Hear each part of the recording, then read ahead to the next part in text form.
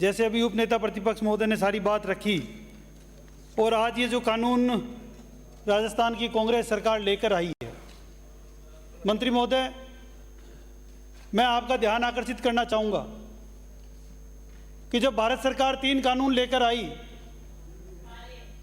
तब इसी सदन में बैठकर आपने यही कहा था जो आज आपके सबसे मुंह से जो शब्द निकले हैं, और आपने बड़ा प्रचारित किया था कि ये कानून किसान विरोधी है।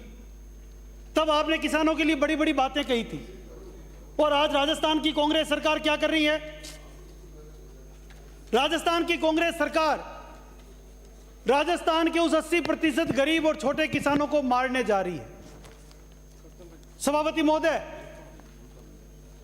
आज इस सदन में आने वाले ज्यादातर सदस्य किसानों की बात जरूर करते हैं, किसानों के कारण ही हम सब लोग हैं, लेकिन ये जो कानून आज सरकार जो लेकर आ रही है, इस धारा में साफ साफ आपने लिखा है, आपने इसमें कि ये प्रति 100 रुपए कृषि उपज पर अधिकतम 2 रुपए के अध्ययन होगी। ये अधिकतम 2 रुपए लिखने के बावजूद भी, जैसे अभी उपनेता प्रतिपक्ष ने बताया कि आप इसको यदि कुल जोड़ करेंगे तो ये 3 रुपए तक जा रहा है एक किसान पर। आपने जो आंकड़े नहीं बताए कि कृषि व्यापार एवं वाणिज्य में अधिनियम 2020 में जो ओवरराइट इफेक्ट जो आ रहा है, उसके कारण से आपके 480 करोड़ रुपए आपकी फाइल पर नोटिंग है कि 480 करोड़ रुपए हमको अधिक प्राप्त करने जो हमको प्राप्त नहीं हुए हैं। ये 480 करोड़ रुपए कौन देगा? ये 480 करोड़ रुपए किसकी जेब से वसूल करोगे? ये राजस्थान के 79% छोटे किसानों से राजस्थान की कांग्रेस की सरकार वसूल करेगी। सभापति महोदय, आपने इसमें क्या किया है?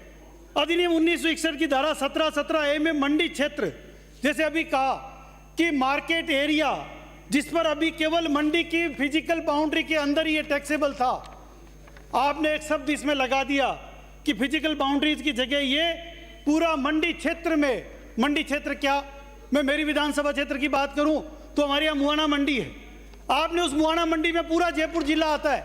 जयपुर जिले में कोई भी किसान किसी भी तरह का कोई भी सामान का लेन देन करे, और केवल कृषि सामान नहीं, कृषि से संबंधित सारे सामानों का, यदि उसमें जैसे कहा कि कोई भी सामान आ जाए, उसके लेन देन पर आपने 2% तो आपने ये लगा दिया, और बाकी सेस वगैरह लगा के लगभग 3% किसानों पर आपने थोप दिया। ये कौन सा कानून है सभापति महोदय? 3% आप गरीब किसान से ले रहे हो। एक तरफ आप किसान कल्याण कोष की बात कर रहे हो, 1000 करोड़ की बात करी, सरकार को अपनी जेब से देना था, किसान की जेब से पैसा ले रहे हो, और किसान को ही कह रहे हो हम गरीब कल्याण कोष बना रहे हैं। कौन सा गरीब कल्याण कोष बना रहे हो? कौन सा किसान कल्याण कोष? सभापति महोदय, मैं आपके ध्यान में लाना चाहूंगा कि कानून को निरस्त होने के, ये केंद्रीय कानून निरस्त होने के बाद में किसान विरोधी शक्तियों का एक वर्ग विशेष ने किसानों के शोषण करने का एक अधिकार लेने की तैयारी कर ली है। और वो तैयारी क्या है? इसी के परिणाम स्वरूप खाद्य व्यापारियों, गैर कृषि व्यापारियों को मंडी में प्रवेश दिए जाने के लिए राजस्थान कृषि उपज मंडी संशोधन विधेयक 2022 इस सदन में प्रस्तुत किया गया। सभापति महोदय, अन्नदाता एक बार फिर वापस बिचौलियों आड़तियों के चुंगल में फंसेंगे, ये राजस्थान की कांग्रेस सरकार ने तैयारी की है। सभापति महोदय, आप एक नया शब्द इसमें जोड़ रहे हैं। प्रस्तावित संशोधन में मंडी की परिभाषा भंडार गृह, कोल्ड स्टोरेज को शामिल किया गया है, जो कि पुनः व्यापारियों आड़तियों को एक अवसर प्रदान करेगा किसानों का शोषण किया जा सके।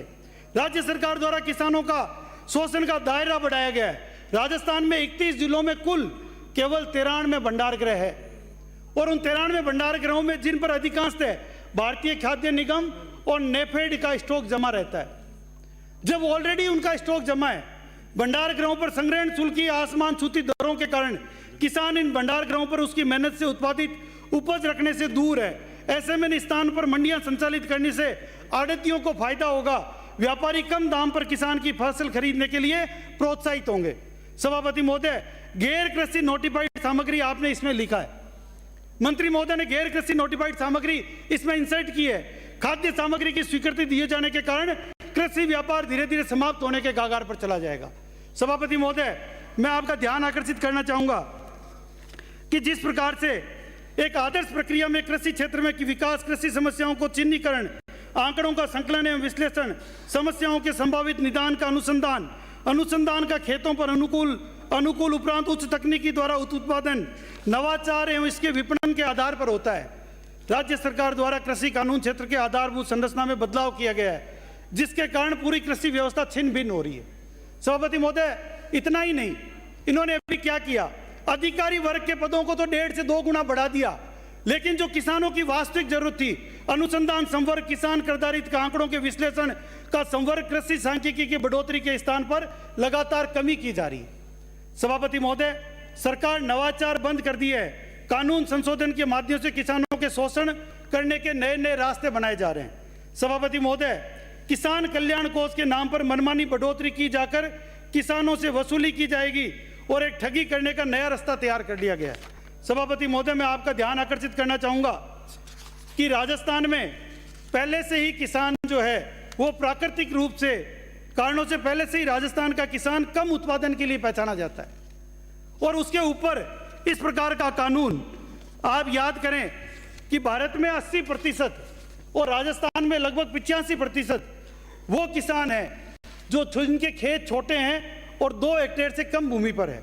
सभापति महोदय, हम 50% जनसंख्या निर्भर जरूर है, लेकिन हमारा जीडीपी में किसानों का योगदान केवल 16% है।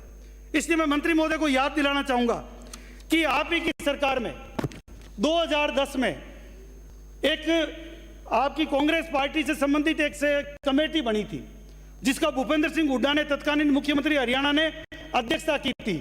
कृषि उत्पादन पर कार्य समूह का गठन किया गया था, जिसमें पंजाब, वही उसी को कंटेंट इसी का कृषि मंडी से संबंधित है, जिसमें पंजाब, पश्चिम बंगाल और बिहार के मुख्यमंत्री सम्मिलित थे। उन्होंने वर्डिक्ट दिया था कि समूह द्वारा अनुशंसा की कि कृषि उपज के विपणन पर बंधन हटाए जाएं, कृषि उपकरण के उपज के बाजार पर कोई एकाधिकार न हो, एपीएमसी मंडियों का अधिकार न हो, इसमें लाइसेंस कॉर्पोरेट मंडियों का हो, कृषि विपणन व्यवस्था में स्पॉट इलेक्ट्रॉनिक मार्केट का विकास हो, कार्य प्रणाली का ऑटोमाइजेशन और अवसंरचना का विकास हो। इसके विपरीत आपका बिल आज फिर पेश हुआ है। इसी प्रकार सभापति महोदय, 2013 में 10 राज्यों के मंत्रियों के जो समूह है, वो 10 राज्यों के मंत्रियों के समूह ने इसके पहले 2014 में जो मैनिफेस्टो में दिया था, आपकी मैनिफेस्टो में पॉइंट पैरा 7 में पैरा 11 में उल्लेख किया है कि कांग्रेस कृषि उपज मंडी समितियों के अधिनियम में संशोधित करेगी, कृषि उपज के निर्यात और अंतर्राज्यीय व्यापार पर लगे सभी प्रतिबंधों को समाप्त करेगी। ये कौन सा समापन की तरफ लेकर जा रहे हैं सभापति महोदय? आपकी मैनिफेस्टो में लिखा हुआ, मैं आपकी मैनिफेस्टो में लिखा हूं, इसी के सब पैरा 12 में लिखा है कि कांग्रेस बड़े गांव और छोटे कस्बों में पर्याप्त बुनियादी ढांचे के साथ किसान बाजारों की स्थापना करेंगे। कौन सा बाजार की स्थापना की? इसी में लिखा है कि जहां पर किसान बिना किसी प्रतिबंध के अपनी फसल बेच सकेंगे। यह सबसे बड़ा शब्द आपने लिखा, और आज वही प्रतिबंध राजस्थान की कांग्रेस सरकार राजस्थान के किसानों पर थोप रही है। सभापति महोदय, मेरा राजस्थान के सभी माननीय सदस्यों से निवेदन है कि सरकार संख्या बल के आधार पर इसको पास करवाने की जरूर कोशिश करेगी, लेकिन जो भी यदि वाकई में कोई किसान का हिमायती है, जो किसानों के बीच चुनाव में जाना चाहता है, जो ये कहता हो कि मैं किसानों का हितैषी हूं और मैं किसान हूं, वो इस बिल का विरोध करे, फिर इसको जनमत जानने के लिए भेजें। यही मेरा अनुरोध है। बहुत बहुत धन्यवाद। भारत माता की जय।